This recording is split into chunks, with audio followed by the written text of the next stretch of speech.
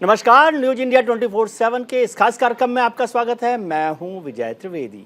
2024 की चुनावी जंग से पहले राजनीतिक पार्टियों के हाव भाव बदले से नजर आने लगे। एक और विपक्ष एकजुट होकर भारतीय जनता पार्टी के खिलाफ लड़ने के लिए रणनीति बना रहा है, तो वहीं टीएमसी विपक्षियों से अलग होकर चुनाव पर फोकस कर रही है। एकला चलोरे की राजनीति में माहिर ममता बनर्जी की कांग्रेस से तलखियां बढ़ती जा रही हैं। जैसे जैसे 2024 का रण पास आता जा रहा है, टीएमसी प्रमुख ममता बनर्जी और कांग्रेस के बीच दूरियां बढ़ रही हैं। इस कड़ी में पश्चिम बंगाल की मुख्यमंत्री ममता बनर्जी ने कांग्रेस पर हमला करते हुए बड़ा आरोप लगाया। ममता ने कहा कि राहुल गांधी बीजेपी की टीआरपी हैं। बीजेपी कांग्रेस नेता राहुल गांधी की ओर से ब्रिटेन में दिए गए बयानों को मुद्दा बनाकर संसद की कार्यवाही बाधित कर रही है और उन्हें हीरो बनाने की कोशिश कर रही है, ताकि ज्वलंत मुद्दों से यानी इंपॉर्टेंट मसलों से ध्यान हटाया जा सके। राहुल गांधी विपक्ष के नेता बने रहे तो नरेंद्र मोदी को कोई टारगेट नहीं कर सकता। आइए आपको सुनवाते हैं कि ममता बनर्जी ने क्या कुछ कहा है।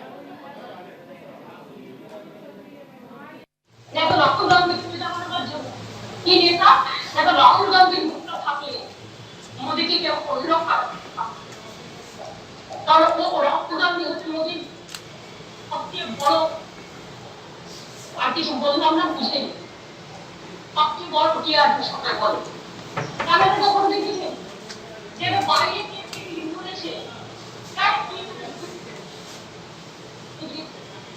আমরা তো তাই গভর্নমেন্ট পুরো আগামী ব্যাপারে কেন আমাদের এই ব্যাপারে আলোচনা হচ্ছে। इस पर कांग्रेस की तरफ से पलटवार करते हुए कहा गया है कि ममता बनर्जी ऐसा मोदी के आदेश पर और निर्देश पर कर रही हैं।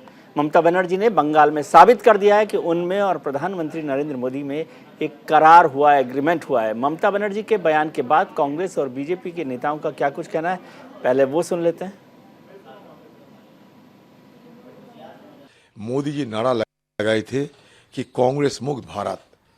उस समय ये ममता बनर्जी सही रास्ते पे थे, लेकिन बाद में जब उनकी भतीजे को ईडी दफ्तर में बुलाया गई, उसके बाद उनके नारा बदल चुके हैं। अब देखो 9 सितंबर 2021 से नारा बदल चुके हैं सत्तारूढ़ पार्टी बंगाल के ममता बनर्जी के, क्योंकि वो ईडी और सीबीआई से बचना चाहती है। और बचना चाहती है इसलिए वो हर संभव कांग्रेस को खिलाफत करेंगे, क्योंकि कांग्रेस को अगर कोई खिलाफत करेंगे, कांग्रेस का विरोध करेंगे तो मोदी खुशी होंगे। तो ममता बनर्जी की अभी मोदी को खुशी कराना सबसे बड़ा उनका प्रयास रहेगी। देखिए, राहुल गांधी के बारे में तो नहीं कह सकते हैं हम, लेकिन भारतीय जनता पार्टी का टीआरपी जो है वो सबसे बड़ा है। उसका विचारधारा, उसका कर्म, उसके नेता इस देश के 135 करोड़ जनता के लिए दिन रात काम करते हैं। इसलिए भारतीय जनता पार्टी की बढ़त होती है, न किसी नेता के विफलता से, न किसी नेता के कुछ करने से होती है। कुछ दिन पहले समाजवादी पार्टी के प्रमुख अखिलेश यादव ने भी पश्चिम बंगाल की मुख्यमंत्री ममता बनर्जी से मुलाकात की थी। अखिलेश और ममता की मुलाकात के बाद सपा और टीएमसी के गठबंधन की उम्मीदें लगाई जा रही। इस दौरान अखिलेश यादव ने भारतीय जनता पार्टी और कांग्रेस पर जमकर निशाना साधा। कांग्रेस अपनी भूमिका तय करे। इधर बहुत सारे प्रदेश के जो मुख्यमंत्री आज हैं वो कोशिश कर रहे हैं कि कोई न कोई एक ऐसा गठबंधन हो, नाम हम कुछ भी दे सकते हैं, लेकिन मिल करके सब काम करें। और जहां तक सवाल नाम का है वो बाद में तय किया जाएगा। तेलंगाना के मुख्यमंत्री कोशिश कर रहे हैं, नीतीश कुमार जी बिहार के कोशिश कर रहे हैं, स्टालिन भी कोशिश कर रहे हैं, आदरणीय ममता दीदी भी कोशिश कर रही हैं। तो ये प्रयास लगातार चल रहा है और मुझे उम्मीद है कि ये प्रयास सफल हो। दिल्ली की राजनीति को कोलकाता और लखनऊ से कैसे कंट्रोल किया जा सकता है, क्या होगा इसका, क्या मायने होंगे, इस सब पर चर्चा करेंगे। हमारे साथ जुड़ रहे हैं खास मेहमान, कांग्रेस के नेता शुभ्रांशु राय साहब हमारे साथ हैं, भारतीय जनता पार्टी के प्रवक्ता अरविंद सिंह साहब हमारे साथ होंगे, और राजनीतिक विश्लेषक नीरज राय हमारे साथ हैं, और मेरे दो वरिष्ठ सहयोगी विवेक तिवारी लखनऊ से और रवि सराफ साहब दिल्ली से हैं। रवि साहब, अभी राहुल गांधी संसद में लड़ाई लड़ रहे हैं, वहाँ पर कोई उनकी सुनवाई नहीं कर रहा। अब जो कल तक उनके दोस्त थे वो भी उनसे नाराज नजर आ रहे हैं। क्या हो रहा है कांग्रेस में?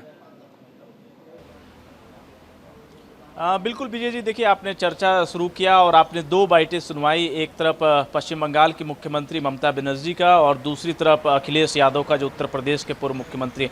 टाइमिंग पर एक जरूर सवाल उठता है क्योंकि दोनों की मुलाकात होती है और उसके बाद बयान निकल कर आते हैं और कांग्रेस के खिलाफत में बयान निकल कर आते हैं। तीसरे तरफ केसीआर के चंद्रशेखर राव जो हैं वो भी इन बातों का उल्लेख करते हैं कि कांग्रेस के बिना यानी कि राहुल गांधी के बिना कोई फ्रंट तैयार किया जा सकता है। जो क्षेत्रीय दल हैं जो अपने अपने क्षेत्र में अच्छा काम कर रहे हैं, अपने राज्यों में अच्छा काम कर रहे हैं, उन्हें एक साथ लाया जाए। तो अभी फिलहाल ममता बनर्जी, अखिलेश यादव, केसीआर, ये तीन बड़े नेता हैं जो थर्ड फ्रंट बनाने की कवायद में जुटे हुए हैं। आप देख रहे हो कि लगातार चंद्रशेखर राव भी तमाम राज्यों का दौरा करते हैं, वहाँ के बड़े नेताओं से मुलाकात करते हैं और एक कवायद की जा रही है कि कांग्रेस के बिना यानी कि राहुल गांधी के लीडरशिप के बिना वो अपना एक थर्ड फ्रंट तैयार करे जिसमें क्षेत्रीय दलों को समाहित किया जाए और 2024 की लड़ाई में वो लड़ाई लड़ने के लिए तैयार हो जाए। दूसरी तरफ कांग्रेस पार्टी भी इस जुगत में जुड़ी हुई कि जितने विपक्षी दलें हैं उनको एक साथ लाया जाए। आप देख रहे होंगे पार्लियामेंट के सत्र में 17 राजनीतिक दलों को एक साथ कांग्रेस पार्टी लेकर चल रही है अडानी के मसले पर इसके अलावा भी कई ऐसे मसले हैं जिस पर तमाम राजनीतिक दल, बिल्कुल मैं इसी बात पर आ रहा था, कई ऐसे मसले हैं जिस पर कई ये जो आपको 17 राजनीतिक दल नजर आ रहे हैं वो भी एक साथ नजर नहीं आते, पर अडानी के मसले पर एक साथ जरूर हो गए हैं। टीएमसी बैठक में शामिल नहीं होती है, टीएमसी अपना विरोध जरूर दर्ज कराने के लिए सामने आती है, गांधी प्रतिमा के पास कभी प्रदर्शन करते हुए, कभी हाउस में प्रदर्शन करते हुए, पर टीएमसी ने एक लाइन ले लिया है कि कांग्रेस के अलावा जो फ्रंट तैयार होगा या फ्रंट तैयार करने की कवायद जो होगी उसमें वो शामिल होंगे और इसके जुगत में जुटे हुए हैं लगातार बीआरएस के नेता के चंद्रशेखर राव, ममता बनर्जी और अखिलेश यादव, यानी कि राहुल गांधी के लीडरशिप को ये स्वीकार करने को तैयार नहीं है। जी, विवेक तिवारी हमारे साथ जुड़े हुए हैं लखनऊ से। विवेक जो हैं उत्तर प्रदेश की राजनीति को बहुत बेहतर तरीके से समझते हैं। विवेक साहब, 2017 में जो यूपी में अचानक दो लड़कों का साथ पसंद आया था, फिर वो रास्ता अलग हुआ, 2019 में भी उस तरह से रहे, 2022 में भी अलग अलग रहे। क्या आपको लगता है कि अखिलेश यादव को लगता है कि वो अकेले ही उत्तर प्रदेश में, अभी मैंने बयान पढ़ा था कि वो 80 सीटों को जीत जाएंगे? जी हाँ, उन्होंने ये कहा है कि सारी की सारी 80 सीटों पर वो और उनके जो छोटे छोटे सहयोगी दल हैं उनके साथ मिलकर के इलेक्शन लड़ेंगे। देखिए, ये जो आजकल का डेवलपमेंट है, खासतौर पर जो नेशनल एग्जीक्यूटिव हुई है समाजवादी पार्टी की कोलकाता में शनिवार और इतवार को, आज अखिलेश यादव लखनऊ वापस आ रहे हैं, उसमें 3 ज़रूरी बातें हैं जिन पर गौर करना ज़रूरी है। पहली ये कि वो मध्य प्रदेश का विधानसभा चुनाव भी लड़ने जा रहे हैं, यानी जहाँ पर कांग्रेस और बीजेपी के बीच सीधा मुकाबला है वहाँ पर समाजवादी पार्टी भी इलेक्शन लड़ेगी और लोकसभा के चुनाव में भी मध्य प्रदेश में वो अपने प्रत्याशी खड़ा करेगी। दूसरी महत्वपूर्ण बात जो उत्तर प्रदेश से संबंधित है वो ये है कि अमेठी और रायबरेली में भी समाजवादी पार्टी इस बार यानी कि 2024 में अपने प्रत्याशी उतारेगी। आमतौर पर ऐसा नहीं होता था, यानी कि जो कांग्रेस की परंपरागत सीटें उत्तर प्रदेश में रही हैं जहां पर सपा प्रत्याशी उतारा नहीं करती थी, वहां भी वो इस बार अपने प्रत्याशी उतारेगी। यानी कि सीधी सीधी लड़ाई वो कांग्रेस के साथ बीजेपी के अलावा कांग्रेस से भी लड़ना चाहती है, ये मैसेज देने की कोशिश की जा रही है और ये सब ममता बनर्जी के प्रभाव में हो रहा है। यानी कि वो एक ऐसा मोर्चे बनाने की तरफ बढ़ रहे हैं जिसमें भारतीय जनता पार्टी या कांग्रेस से अलग हुए जो दल हैं, जो बाकी बचे दल हैं, उनके साथ वो जोड़ने जा रहे हैं। तो जो 2 लड़कों की बात थी, या पिछली बार उन्होंने मायावती के साथ 2019 में समझौता कर लिया था, इस बार वो अकेले अपने छोटे दलों के साथ लड़ेंगे। लेकिन इसका क्या मतलब है विवेक जी कि मोटे तौर पर, माफ कीजिएगा समाजवादी पार्टी वाले नाराज ना हो, लेकिन उत्तर प्रदेश की पार्टी है समाजवादी पार्टी, वो अपनी नेशनल एग्जीक्यूटिव कोलकाता में करती है, इसका क्या मायने है? देखिए, कोलकाता में इससे पहले भी 2012 में वो नेशनल एग्जीक्यूटिव कमेटी कर चुके हैं, तब मुलायम सिंह यादव प्रेसिडेंट हुआ करते थे। तो ये पहली बार तो नहीं हो रहा है, लेकिन हाँ इस बार ठीक है, लोकसभा चुनाव के पहले वो वहाँ गए हैं। तो ममता बनर्जी से एक सॉलिडारिटी दिखाने की कोशिश है। सबसे पहले अखिलेश यादव अपनी पार्टी के लीडर्स को लेकर के उनसे मिलते हैं और जाते वक्त भी मिलते हैं। तो अब वो ममता बनर्जी के साथ हैं। जैसे जैसे ममता बनर्जी आगे बढ़ेंगी, चाहे वो कांग्रेस की मुखालफत करें, तो समाजवादी पार्टी भी उत्तर प्रदेश में उसी तरह के पैटर्न पर चलेगी। ये बात बिल्कुल अब जाहिर हो गई। जी, शुभ्रांशु राय साहब, कांग्रेस जो है बड़े जोर शोर से कहते हैं एकला चलो रे, एकला चलो रे की नीति पर चलेगी, राजनीति वो है एकला चलो रे की करेगी, कोशिश करती है संसद में अलग अलग नेताओं को शामिल करने। ये एकला चलो रे को ऐसे कह सकते हैं कि अब अकेले ही रह गए हैं आप, तो और क्या रास्ता है? विजय साहब, भारतीय राजनीति में लगभग आप भी भीष्म पितामह की भूमिका में है, इतना आपने टेलीविजन और राजनीति को नजदीक से देखा है। देखिए, दो तीन चीजें बिल्कुल अक्षरक सत्य है। अभी आपके पैकेज में एक चीज चल रहा था, रीजनल पार्टियों के वोट परसेंटेज के साथ जी 140 करोड़ देश की आबादी जहां है जी वहां 1%, 1.25%, 1.5% लेकर अगर हर कोई चाहे कि जी। मैं लीड कर रहा हूं जी तो सोचने समझने में का कोई गुनाह नहीं है, सोचते रहने दीजिए एक जी। बात। लेकिन इससे बड़ी बात मैं आपको बताना चाहता हूं, क्योंकि आपका डिबेट और पैकेज जो है वो ममता बनर्जी के इर्द गिर्द हुआ, तो हम उसी पे बात करते हैं। जी ममता बनर्जी जब पहली बार कांग्रेस को छोड़कर उन्होंने अपनी पार्टी बनाई थी और वो अटल जी की सरकार में शामिल होने का प्रयास हो रहा था या बातचीत चल रही थी, जब प्रणब दा अध्यक्ष हुआ करते थे बंगाल के, उस समय भी ममता बनर्जी का एक बयान बड़े सुर्खियों में था कि बीजेपी हमारी नेचुरल एलाई है, जी मतलब हम बीजेपी के करीब हैं। जी। एक दूसरा यह है कि पिछले 9 सालों का अगर नरेंद्र मोदी सरकार का आप सत्र और दौर देखने की कोशिश करेंगे तो या तो ममता बनर्जी की पार्टी ने अकेले कुछ कहा है, लेकिन जहां कहीं ज्वाइंट अपोजिशन की बात हुई है वहां टीएमसी हमेशा उस दौर से बाहर रहे जी। क्योंकि कहीं ना कहीं उनके बाहर रहने से वो भारतीय जनता पार्टी को सपोर्ट करते जी। हैं। एक और मजबूत चीज मैं आपको बताता हूं, जी। गोवा के चुनाव से 6 महीना पहले गोवा की हवाओं को वो जो तृणमूल का सिंबल है ना, वो चमेली का फूल, उससे रंग दिया गया था, अथाह पैसे खर्च किए गए थे, अथाह। जी। प्रशांत किशोर ने एक्सक्लूसिव मैनेज किया था, ऐसा लग रहा था कि एक न्यू रिवॉल्यूशन आ रहा है। चुनाव में टीएमसी ने 4.5% वोट काटा, जिससे लगभग उतने ही मार्जिन से कांग्रेस चुनाव हार गई। और उस चुनाव के रिजल्ट के बाद यह हुआ कि टीएमसी का वहां कोई यूनिट नहीं है जी। सब already parental institution Bharatiya Janata party में मर्ज हो गए जी। ये एक इंपॉर्टेंट बात है। और रही आज की बात, तो मैं थोड़ा सा आपके दर्शकों को बताना चाहूंगा कि आज कांग्रेस पार्टी संपूर्ण और राहुल गांधी संपूर्ण देश की महंगाई, देश की बेरोजगारी और देश में ये जो जातीय समानता फैला दी है, या हिंदू मुसलमान या हिंदू सिख की जो ये नए ये कम्युनल रूप बन रहे हैं, इनके खिलाफ कांग्रेस सड़कों पे है। कहीं नहीं आपको ममता दीदी नजर आएंगी, कहीं नहीं नजर आती है। तो ठीक है, ख्याल अच्छा है। और एक यूनिवर्सल सत्य को अब आप स्वीकार कर लीजिए 2023 में कि दिल्ली में 2 ही जहाज खड़े हैं, एक जहाज का कैप्टन कांग्रेस पार्टी है, दूसरे जहाज का कैप्टन भारतीय जनता पार्टी है। जिसको बैठना है, विंडो सीट लेना है, आइल में बैठना, आप ये डिसाइड कर लो, but captain seat is already occupied. बयान दीजिए, बयानों में बने रहिए। कैप्टन सीट तो ठीक है, ऑक्यूपाइड है, लेकिन वो हवाई जहाज खाली जाएगा तो क्या होगा? वो 19% वोट से तो कुछ बनेगा नहीं ना। वो हवाई जहाज दूसरा जो है बीजेपी के पास, वो तो फुल हो गया है। सर, मैं आपकी बात को बिल्कुल सही, आपने कहा कि 19% सीट से बिल्कुल कुछ नहीं होगा, लेकिन एक बात आप मानिए कि जिस समय ये 19% वोट आया था ना, उस समय 400 रुपए का सिलेंडर 1100 नहीं हुआ था। इस देश में एक प्याज की महंगाई पे सरकार गिर गई थी। जिस समय ये 19% वोट आया था, उस समय 100 रुपए लीटर का डीजल पेट्रोल नहीं था। जिस समय ये 19% वोट आया था, उससे पहले अखबारों में नौकरी का विज्ञापन होता था और दिल्ली बंबई में लोग हमारे आप। चलिए ठीक है, इस पर चर्चा करेंगे कि क्या क्या बदलाव आए हैं। नीरज राय साहब भी हमारे साथ जुड़े हुए हैं। नीरज राय साहब, ममता बनर्जी की नाराजगी की एक बड़ी वजह क्या ये है कि अभी एक बाई इलेक्शन में कांग्रेस जीत गई पश्चिम बंगाल में, इसलिए आप गुस्सा हो गए?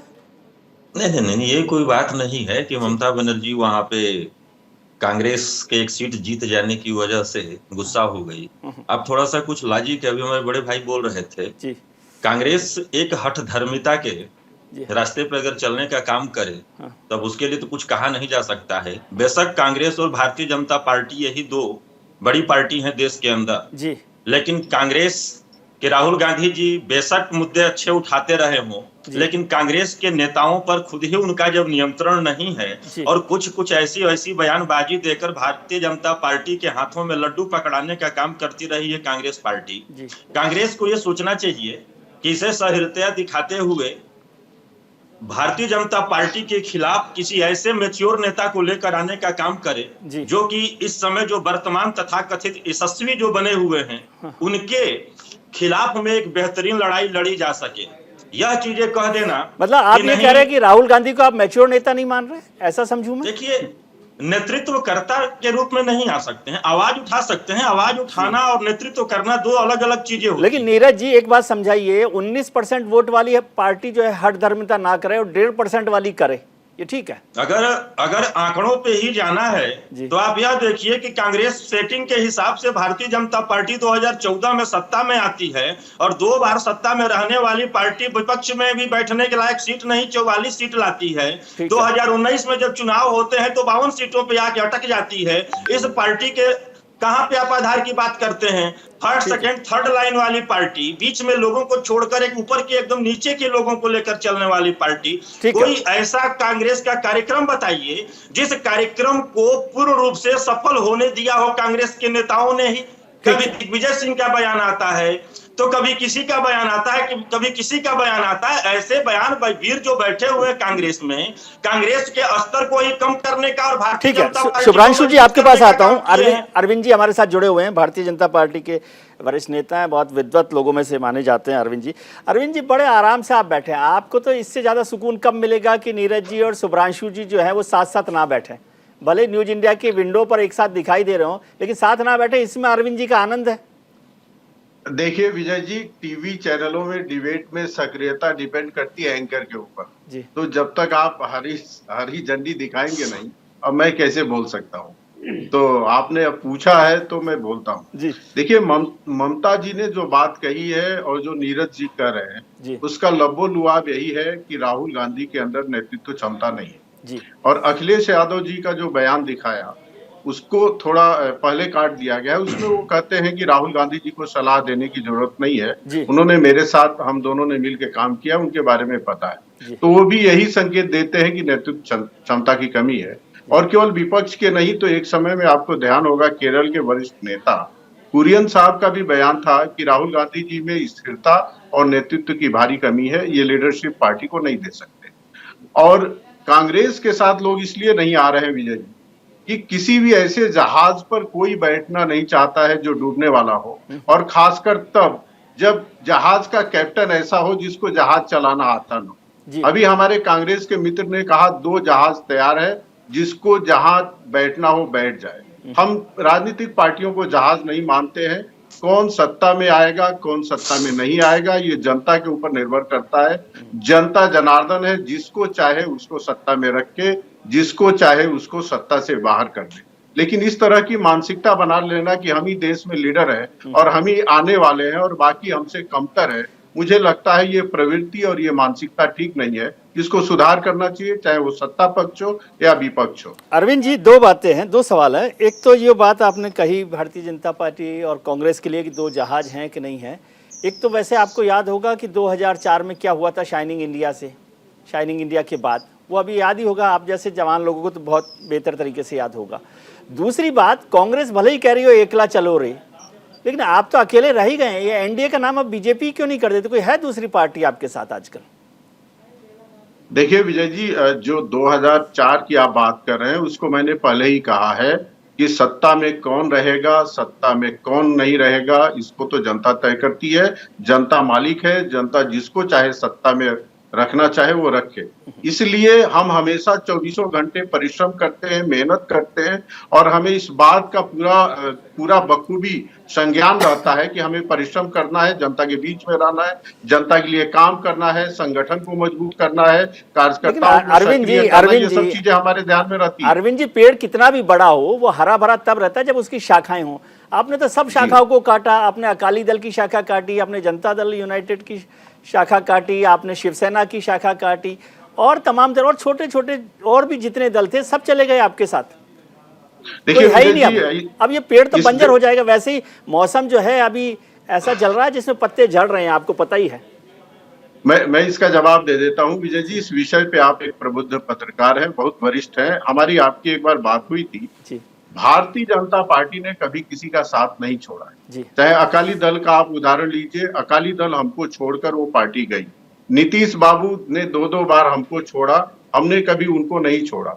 महाराष्ट्र की बात करें तो शिवसेना और हम साथ मिलकर चुनाव लड़े थे, साथ सरकार बनाने की बात की। उद्धव ठाकरे जी ने छोड़ा, हमने नहीं छोड़ा।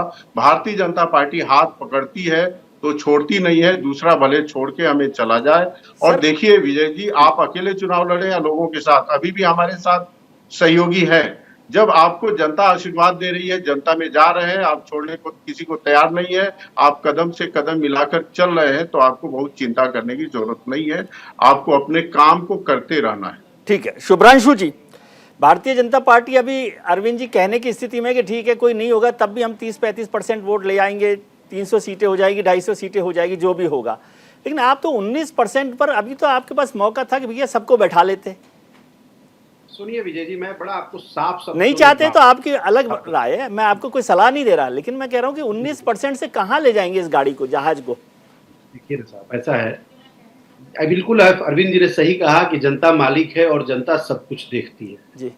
एक ना बड़ा सुंदर कल्चर होता है, बड़ी कल्चर जी। 2019 लोकसभा चुनाव में हमारे को 12.5 करोड़ वोट मिला था और भारतीय जनता पार्टी को 25 करोड़ वोट मिला था जी। अगर आज देश की जनता जो 400 रुपए के सिलेंडर को 1100 रुपए पाकर अगर अपने दर्द को बहुत ज्यादा नहीं बयां कर रही है, तो मानिए अगर एक के साथ एक व्यक्ति आया तो हम सरकार में है, नंबर 1। नंबर 2, एक और मैं आपको थोड़ा सा जानकारी के लिए एक बात बताता हूँ। पिछले चुनाव में हर कोई अपनी बारीकियां देखता है। मुझे लगता है कि 2024 का जो लोकसभा का चुनाव होगा वो 3 उसमें बड़े मुद्दे होंगे। एक, इस देश में 3 करोड़ 92 लाख ग्रेजुएट बेरोजगार हैं जी। आज के डेट में 3 करोड़ 92 लाख। एक मुद्दा ये बहुत भारी और प्रचंड होगा। मुझे लगता है कि बेरोजगारी एक मुद्दा सबसे बड़ा बनेगा। दूसरी इंपॉर्टेंट बात, जो हम लोग वरिष्ठों के सम्मान की बात करते हैं कि व्यक्ति 60 साल नौकरी करता है और उसके बाद आखिर किधर जाए, पेंशन को। हर जगह मेट्रो कल्चर नहीं अपनाया जा सकता है। तो जो ओल्ड पेंशन स्कीम है वो अपने आप में एक बहुत बड़ा मुद्दा होगा, क्योंकि जो 60 साल काम किया रेस्ट ऑफ द लाइफ उसकी जिम्मेदारी के लिए जो फंड होता है, जैसे कांग्रेस के जो भी राज्य हर जगह ओल्ड पेंशन स्कीम चल रही। और तीसरा सबसे बड़ा मुद्दा है, दुनिया में ऐसा कोई महान अर्थशास्त्री ये नहीं कह सकता कि 400 रुपए का सिलेंडर 1100 रुपए में बिक रहा है और हम सब खुश हैं। ठीक है, ठीक है। कोई खुश नहीं है। हवाई चप्पल वाला हवाई जहाज में नहीं चल रहा है। आप इस बात को छोड़ दीजिए, हम 10 साल सत्ता में रहकर सत्ता से बाहर हुए थे। ठीक है। हम जब सर, इसलिए मैंने आपको शुरू होने से पहले ही कहा कि राजनीति को देखते देखते आप भी भीष्म पितामह हो गए हैं। 2013 का दौर कांग्रेस के लिए भी ऐसा ही था जी। ठीक है, रवि सराफ साहब इसी लपोलवाब में थे। तो जनता है, एक के साथ एक को आना और सरकार हमारी बननी है। लेकिन इंपॉर्टेंट वो नहीं है, सरकार इस बार जनता स्वयं बनाएगी, क्योंकि 2 भाइयों में दुश्मनी हो गई है। 2 दोस्त एक दूसरे का साथ छोड़ दिए हैं। वो खूबसूरत ऑक्सीजन आज मिनट में भारतीय जनता दे रही है, जिसको जहर बोला जाता है। रवि, आप कांग्रेस को देखते हैं, शुभ्रांशु जी को आप सुन रहे हैं, किसके भाग से छीका टूटेगा ये तो मुझे नहीं पता, लेकिन आपने कांग्रेस को इतना करीब से कवर किया है, ये अंगूरों का स्वाद कैसा लग रहा है आपको कांग्रेस के लिए? देखिए, जहाँ तक शुभ्रांशु जी अपनी बात रख रहे हैं, और सबसे बड़ी बात जो गठबंधन के लिए होती है, एक जुगत में कांग्रेस पार्टी भी जुटी हुई है कि किसी तरीके से सभी को मनाया जाए और एक साथ लेके चला जाए, पर ये जुगत बनता हुआ नजर नहीं आ रहा है। लीडरशिप पर बार बार सवाल उठ रहे हैं, राहुल गांधी को लेकर कई बार सवाल उठ चुके हैं और ये बात अब जग जाहिर है। और देखिए, खुलकर अखिलेश यादव तो खुलकर उनका नाम लेकर बार बार कह रहे हैं, ममता बनर्जी बार बार कह रही है। तो अब इनको ये देखना होगा कि किस तरीके से जो तमाम राज्यों के जो दल हैं जिनका टेस्ट अलग अलग है, उसको ये कैसे अपने साथ ला पाएंगे, क्योंकि क्षेत्र में तो वो मजबूत हैं। आप उत्तर प्रदेश में जाएंगे तो अखिलेश यादव के साथ अगर आप गठबंधन नहीं भी करते हैं, और अगर गठबंधन करते हैं तो कितनी सीटें आपको अखिलेश यादव देंगे।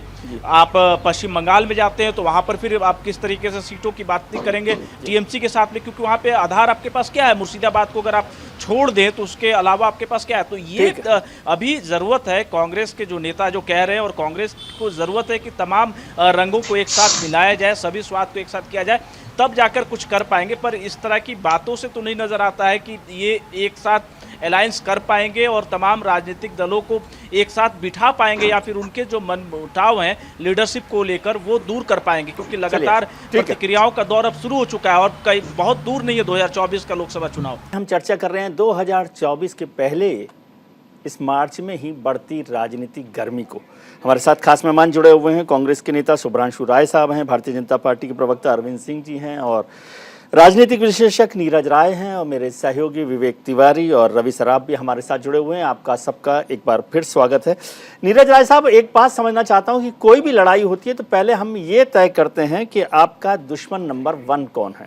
दुश्मन नंबर 1 कौन है? तो क्या टीएमसी के बारे में कोई क्लैरिटी है कि पॉलिटिकल एनिमी कौन है आपका नंबर 1?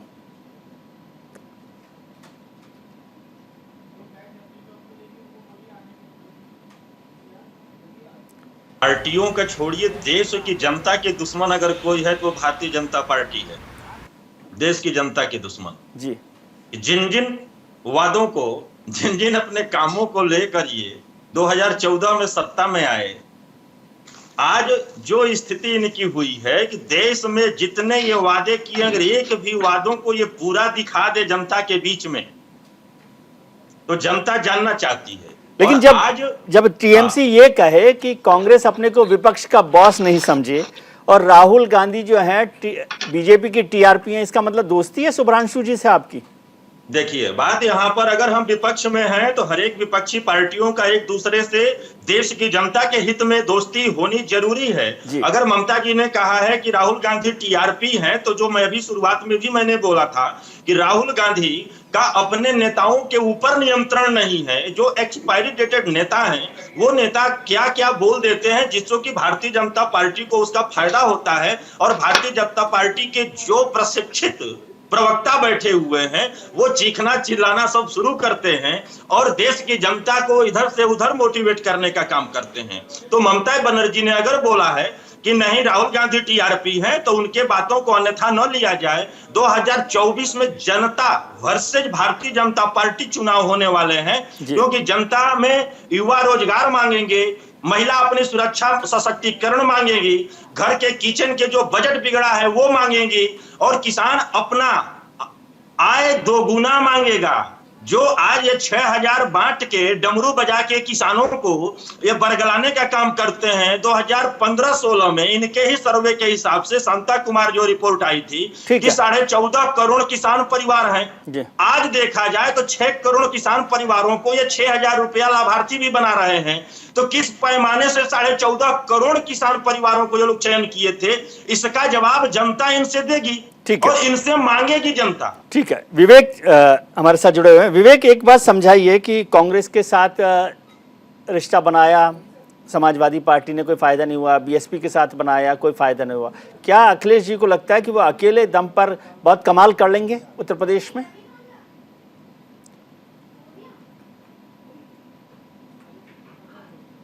देखें तो अखिलेश यादव की पोजीशन 19 के मुकाबले बेटर हुई है जी। 2022 में उनके जो समर्थक थे उनके साथ मिलकर वो इलेक्शन लड़े और 125 सीटें कुल उनकी आई थी जी।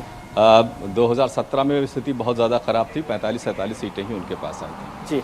तो अखिलेश यादव ने इतना तो अपने आप को यहाँ इस्टेब्लिश कर लिया है कि वो बीजेपी से सीधे मुकाबले में उत्तर प्रदेश में है, इसमें कोई दो राय नहीं है। जहाँ तक समझौते की बात है, अब उन्हें नहीं लगता कि कांग्रेस के साथ अलायंस करने से कोई फ़ायदा है उनको, बसपा के साथ अलायंस करने से कोई फ़ायदा है उनको। वो अकेले इलेक्शन लड़ सकते हैं, छोटे मोटे 1-2 दल होंगे जो उनका साथ देंगे। शिवपाल यादव को वो अपने साथ ले आए हैं, ये उनकी एक बड़ी उपलब्धि रही है बीते दौर में।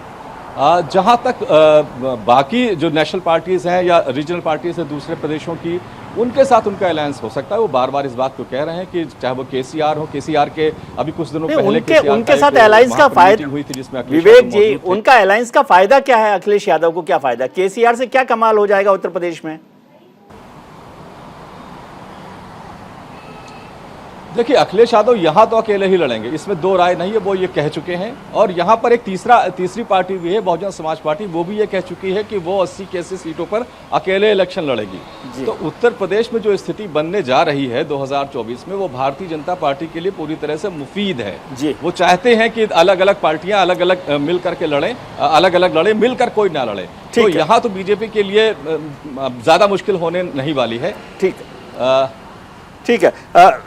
अरविंद जी, माफ़ी चाहता हूं कि मैंने आपको बोला था कि भारतीय जनता पार्टी अकेली है, फिर मुझे बताया गया कि नहीं, आपके 2 बड़े मित्र आपके साथ हैं, ईडी और सीबीआई, जिसके भरोसे आप पूरा पॉलिटिकल जो है गेम जो है वो चला रहे हैं।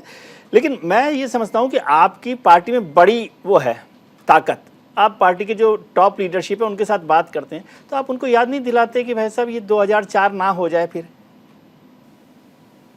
विजय जी, आपको 2004 बार-बार क्यों याद आ रहा है? भारतीय जनता पार्टी इसलिए क्योंकि उस समय बहुत ज्यादा शाइनिंग इंडिया को लेकर भारतीय जनता पार्टी का जो वो था पूरी लीडरशिप, उसको लगता था कि कोई नहीं हरा सकता उनको।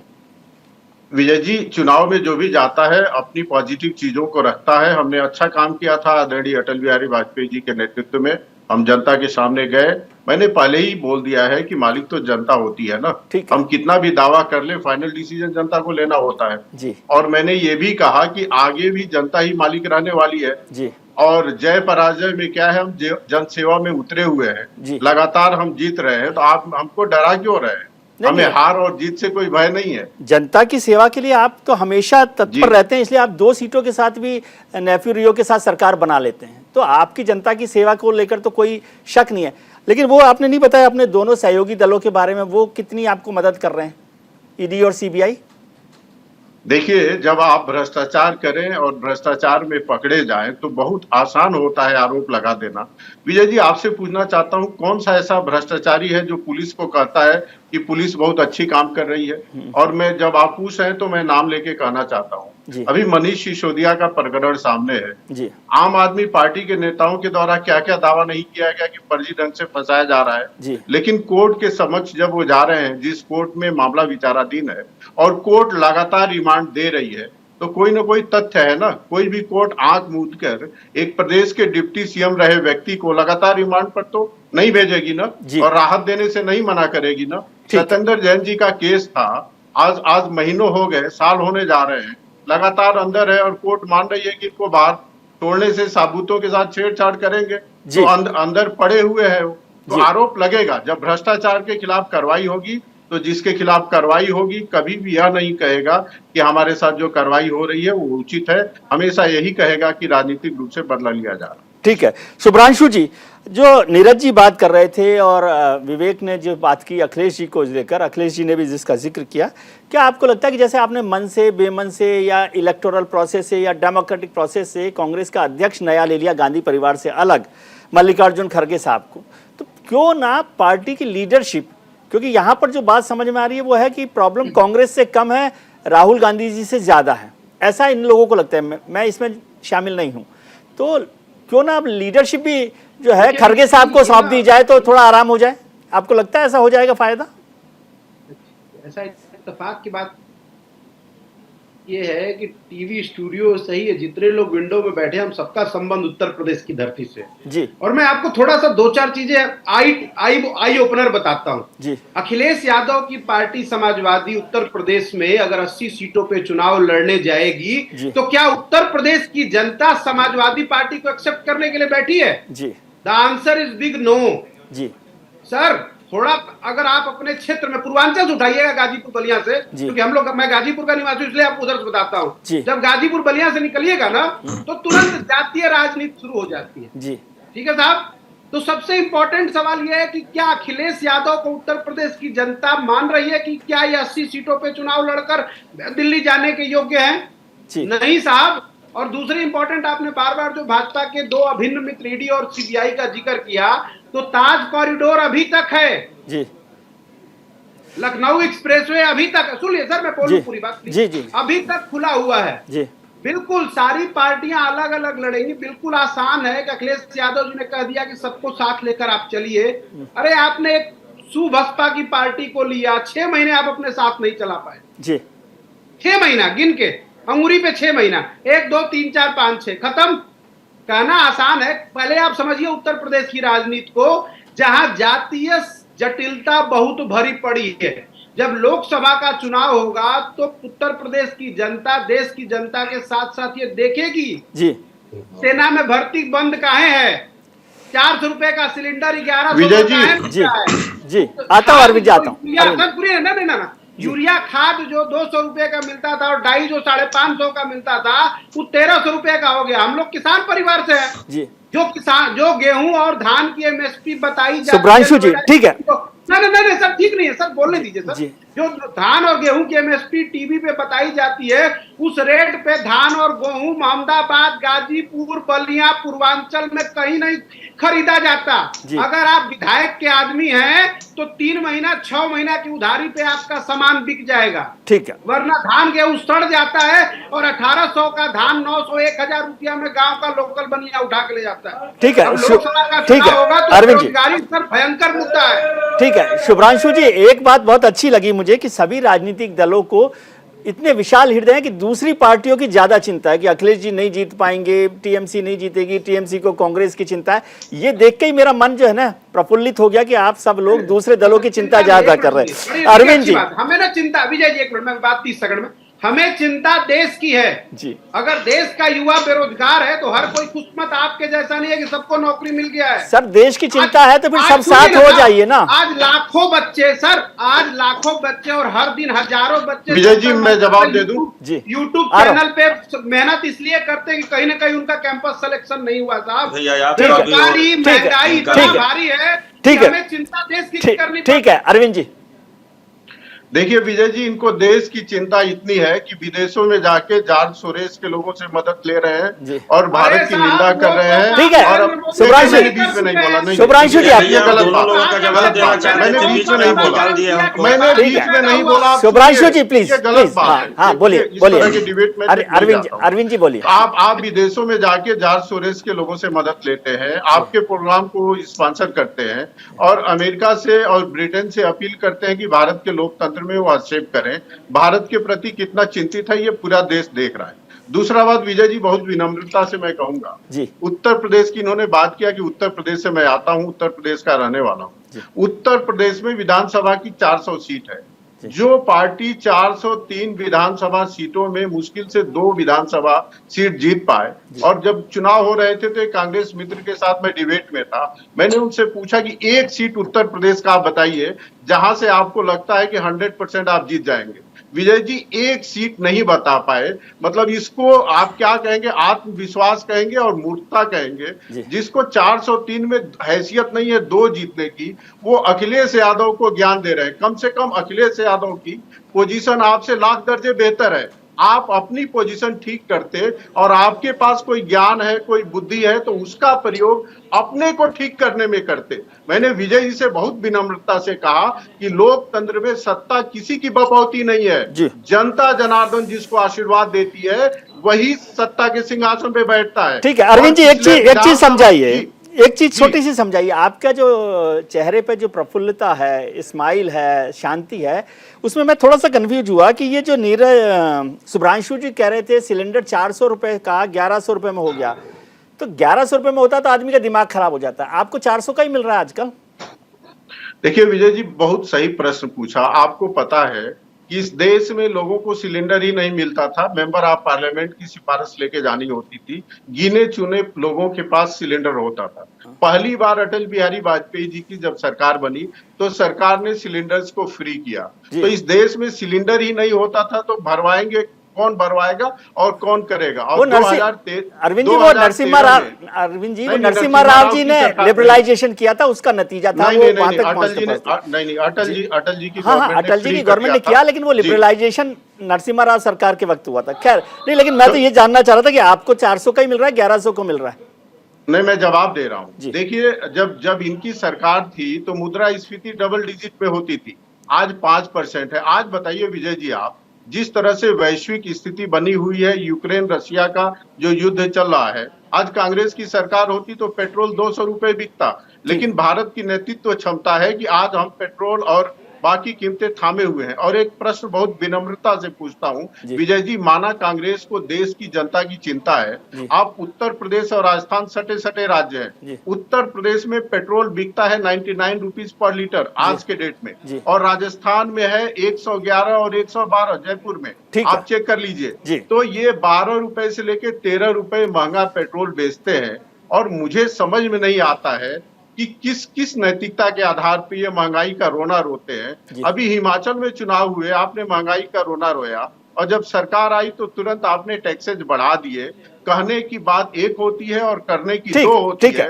यदि आपके बात में एकता होती तो राजस्थान में आप 14 रुपए 13 रुपए उत्तर प्रदेश की तुलना में महंगा पेट्रोल नहीं बेचते। चलिए ठीक है, मतलब ठीक है, कोई बात नहीं, वो समझ में आ गई बात आपकी। लेकिन मैं अभी तक ये नहीं समझ पाया कि वो 1100 को मिल रहा है कि 400 का मिल रहा है।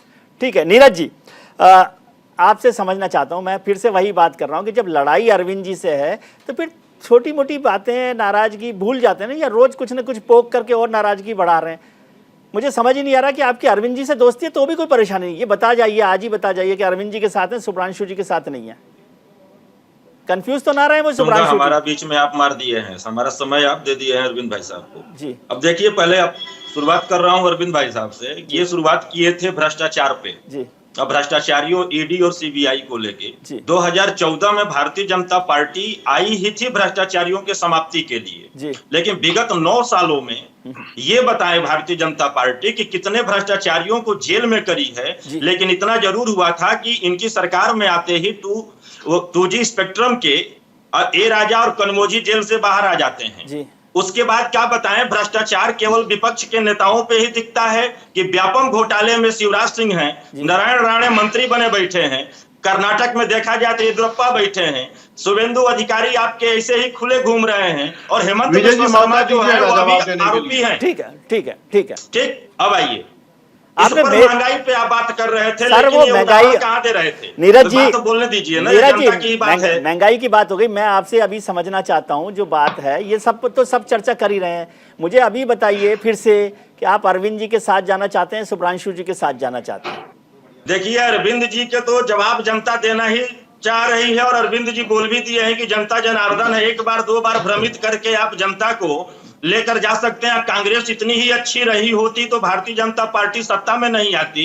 और शुभ्रांशु भाई साहब को इस बातों को थोड़ा सा गौर करना चाहिए कि जो भी विपक्ष के दल हैं, उन विपक्ष के दलों को इतना टारगेट करके बोलने से ही इनके शीर्ष नेतृत्व के विरोध में तमाम राजनीतिक दल आ रहे हैं। तो आप देश का अगर सोचते हैं तो देश का सोचकर सभी राजनीतिक दलों को एक धागे में पिरोने का काम करें, न कि अपने नेता को नेतृत्व क्षमता दर्शाने का अवसर प्रदान करने का सोचेंगे। उससे देश का हित नहीं होने वाला है। आप इस बात से तो नाराज नहीं होंगे नीरज जी? आज आप इस बात से नाराज तो नहीं होंगे कि अधीर रंजन जी ने कहा कि भाई ममता जी ईडी सीबीआई के चक्कर में डर गई हैं?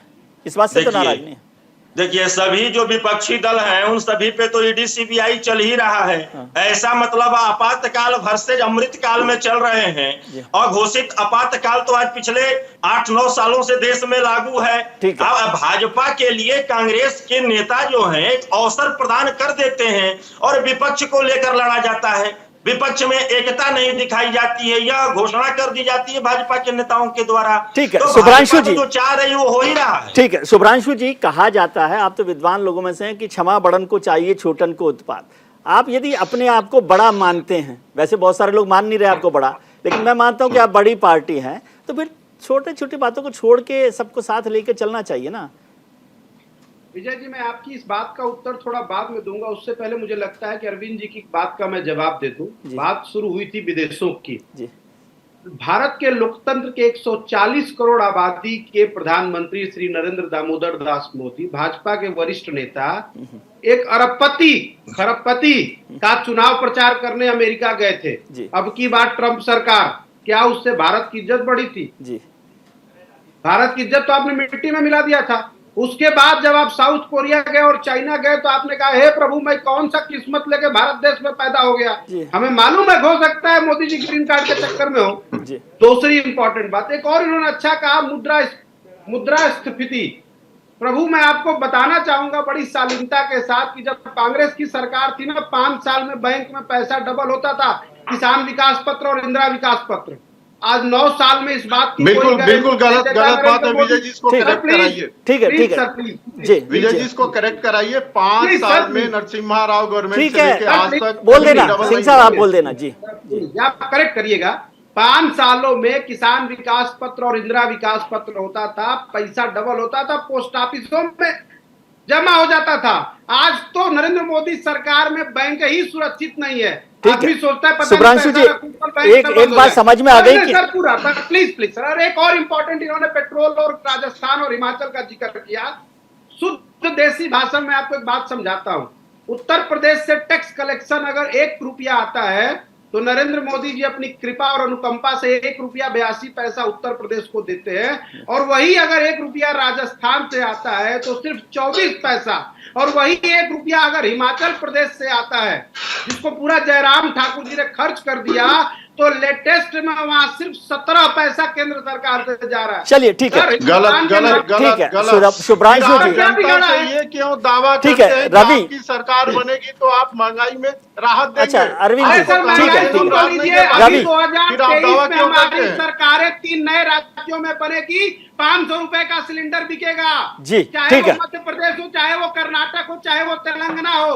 अरे और रही कांग्रेस वो का पेंशन मतलब स्कीम हर होता है जगह लागू महंगाई। होगी। ठीक है, ठीक है, कांग्रेस ठीक है। जब जब अरविंद जी सत्ता में प्लीज, आई है, महंगाई रवि सर आप, बढ़ी है, इस देश की जनता जानती रवि है। सर आप इस डिस्कशन में क्या आपको है? समझ में आ रहा महंगाई नहीं है है? क्या? नीरज जी प्लीज। इसीलिए रवि सर आपको लग रहा है कि जो पॉलिटिकल पार्टीज हैं, खासतौर से कांग्रेस की बात करें, क्या वो अभी अपनी प्रायोरिटीज को फिक्स नहीं कर पा रही? मैंने शुभ्रांशु जी से भी पूछा कि भैया सबको साथ लेकर चलेंगे, वो कह रहे कि वो बात तो बाद की है। कैंसर भी हो जाए, यदि बुखार हो तो पहले पैरासीटामोल देनी पड़ेगी ना।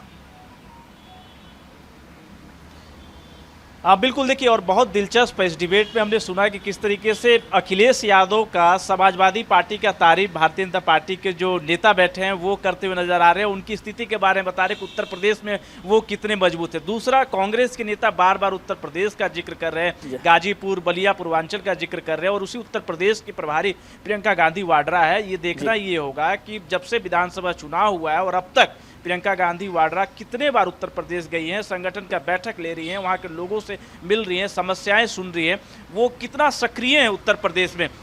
इस तरीके से आप कैसे आप बात कर पाएंगे समाजवादी पार्टी से, या फिर आप पश्चिम बंगाल में चले जाते तो टीएमसी से आप कैसे बात कर पाएंगे, तेलंगाना में बीआरएस से कैसे बात कर पाएंगे, ओडिशा में कैसे बात कर पाएंगे, तमाम राज्यों के क्षेत्रीय दलों के साथ में अगर यही स्थिति रही। क्योंकि देखिए नेता क्षेत्र में जाना पसंद नहीं करते हैं, जिन राज्यों का प्रभार उन्हें मिलता है उसमें उनका दौरा नहीं होता है। दिल्ली में बैठकर बड़ी बड़ी बातें की जाती है, दिल्ली में बैठकर महंगाई के बारे में बताया जाता है, बेरोजगारी के बारे में बताया जाता है, भ्रष्टाचार के बारे में बताया जाता है, पर आप क्षेत्र में कितना जाते हैं, आपकी सक्रियता कितनी है, अगर संगठन की अगर आपको जिम्मेदारी मिली है तो उसको किस तरीके से आप गढ़ रहे हैं वहां जाकर, ऐसा तो देखने को नहीं मिलता है। फिर आप किस तरीके से बात करेंगे क्षेत्रीय दलों के साथ जो आज आपको आंख दिखा रहे हैं, अपने आंकड़े बता रहे हैं और आपकी स्थिति को तय करवा रहे हैं। जी विवेक, कांग्रेस के दो महत्वपूर्ण सीटें हुआ करती थी उत्तर प्रदेश में, एक अमेठी और रायबरेली। अमेठी पिछली बार भारतीय जनता पार्टी ने जीत ली, इस बार उनकी नजर रायबरेली पर है। आपकी क्या राय है इस पर?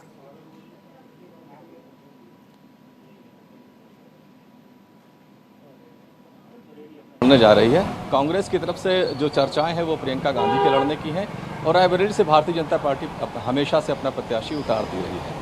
तो वहां का समीकरण दूसरा है, लेकिन कांग्रेस के लिए मुश्किल जरूर हो। अखिलेश यादव ने साफ साफ ये कहा है कि हमारे जो वहाँ पर लोग हैं जो कांग्रेस को वोट करते हैं, कांग्रेस के लोग जो जीत करके जाते हैं तो उनकी मदद नहीं करते हैं। रायबरेली की खासकर उन्होंने जिक्र भी किया, तो इसलिए उन्होंने कहा कि अब इस बार हम दोनों प्रत्याशियों का देते हुए रायबरेली से दोनों सीटों को उतार। ठीक है। ईडी और सीबीआई का प्रश्न भी आपने उठाया, उत्तर प्रदेश का मैं अपडेट दे दूं कि मायावती के भतीजे हैं आनंद, उनके खिलाफ एक शरीर संपत्ति का मामला जो चल रहा है, तो बढ़ता हुआ तो नहीं दिख रहा, लेकिन बहरहाल वो केस है। और अखिलेश यादव और उनका परिवार भी कहीं ना कहीं सीबीआई और ईडी के घेरे में है। तो ये कुछ ठीक है शुभ्रांशु जी, बहुत छोटा सा एक जवाब चाहिए, बहुत छोटा सा, 1 मिनट बचा, तीनों से मैं जानना चाहता, क्या आप सब साथ चलना चाहते हैं? देखिए हम साथ है ना, मेरे अभी जैसे पहले से ही चर्चा हुई है कि ये चुनाव भारतीय जनता पार्टी के अहंकार और घमंड के खिलाफ देश लड़ने जा रहा है 2024 में। नीरज जी, रिजल्ट बिल्कुल साफ होगा, आईने की तरह साफ होगा। नीरज जी, आप साथ जाना चाहते हैं कांग्रेस के? देखिए पूरा विपक्ष एक है, कुछ बातों पे आवाज उठाई गई है। यहाँ पर मैं बोला ना कि बीजेपी वर्सेस जनता चुनाव होना है। अरविंद जी, अब आपको घबराहट है? सब लोग साथ हैं, ये भले ही छोटी छोटी सी बातें हों। विजय जी, एक ऐसा ये बारात निकाल रहे हैं मिलजुल के जिसका दूल्हा अभी तय नहीं हुआ है, और बारात कैसे सजेगी और डेट क्या होगा ये भी बीच में मत बोलिए, ये तरीका नहीं है बीच। ठीक है, हो गई बात, बिल्कुल वक्त नहीं है। नीरज जी थोड़ी शालीनता सीखिए, थोड़ी शालीनता सीखिए, आपके बीच में मैंने नहीं बोला, इसीलिए जनता कान पकड़ के बात करती है। ठीक है, यही कारण है। लेकिन आपको चिंता है कि सब लोग साथ हो गए हैं? ये हम जनता के लिए काम कर रहे हैं, जनता का आशीर्वाद हमारे साथ है। चलिए, बहुत बहुत शुक्रिया आपका, वक्त बहुत कम था, इजाजत नहीं दे रहा आगे की, तो बहुत शुक्रिया अरविंद जी आपका, शुभ्रांशु जी आपका, नीरज जी आपका, और विवेक और रवि सराफ आपका बहुत बहुत शुक्रिया। आज के कार्यक्रम में इतना ही, लेकिन आप कहीं मत जाइए क्योंकि न्यूज इंडिया पर खबरों का सिलसिला जारी है, वो भी बिना किसी एजेंडा के। तुरंत लौटते हैं।